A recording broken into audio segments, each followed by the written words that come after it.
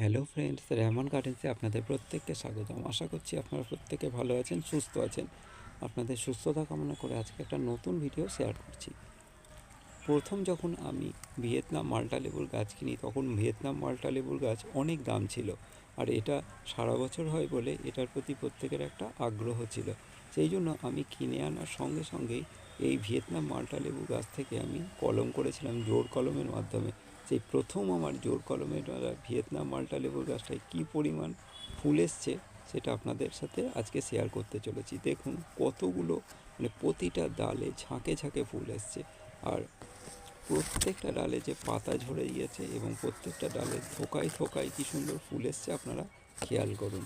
আপনাদের প্রত্যেককে অনুরোধ করব, ভিয়েতনাম মৌসুমি বা মাল্টা লেবুর গাছটা অবশ্যই লাগান। খেতে দুর্দান্ত, প্রচুর পরিমাণ মিষ্টি আর প্রচুর পরিমাণে রস থাকে, আর এর সাইজ কিন্তু যথেষ্ট ভালো, প্রায় বাতাবি লেবুর কাছাকাছি এর সাইজ হয়। কেটে কিন্তু আপনি একা বা 2-3 জন বেশ ভালোইভাবেই খেতে পারবেন। ফুলগুলো দেখতে পাচ্ছেন কী সুন্দর হয়েছে। এই রকম ভিয়েতনাম লেবু গাছে ফুল হয়। আর দেখতে পাচ্ছেন এটা প্যাকেটে আছে গাছটা, বড় টবেও নেই, বড় জায়গায়ও নেই, বা বড় বালতিতেও নেই।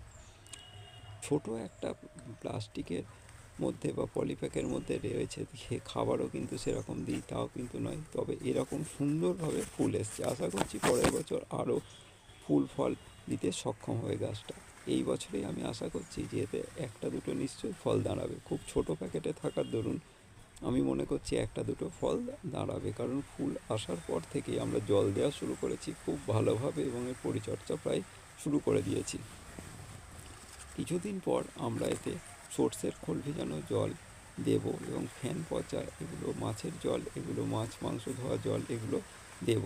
এর ফলে গাছটা তরতাজা হয়ে উঠবে, আরও ফুলগুলো আশা করছি থাকবে, তার থেকে ফলে পরিণত হবে, এবং আমরা সেটা খেতে পারবো। আপনাদের ছাদ বাগানে ভিয়েতনাম মাল্টা লেবুর গাছ অবশ্যই লাগান, কারণ অন্যান্য মাল্টা লেবুর মানে প্রকাশ করার জন্য এই ভিয়েতনাম মাল্টা লেবুর গুণগান অনেকে গাইছে না, কিন্তু এই ভিয়েতনাম যেহেতু একটা পুরনো ভ্যারাইটিস হয়ে গেছে আমাদের এখানে, আজ আর নতুন নেই, সেই জন্য নার্সারিম্যানরা আপনাকে নতুন নতুন গাছ নিতে বলে, কিন্তু আপনি ভিয়েতনাম মাল্টা লেবুর গাছটা অবশ্যই কিনুন। এটাতে প্রচুর পরিমাণে ফল দাঁড়ায়, আর এটাতে একটু যদি বয়স হয় তাহলে কিন্তু সারা বছর ফল থাকে বেশ 2-3টে স্টেজে, তার সঙ্গে ফুলও থাকে। সারা বছর যদি আপনি এই লেবু খেতে চান তাহলে অবশ্যই এই ভিয়েতনাম লেবু গাছটিকে আপনি আপনার ছাদ বাগানে রাখবেন।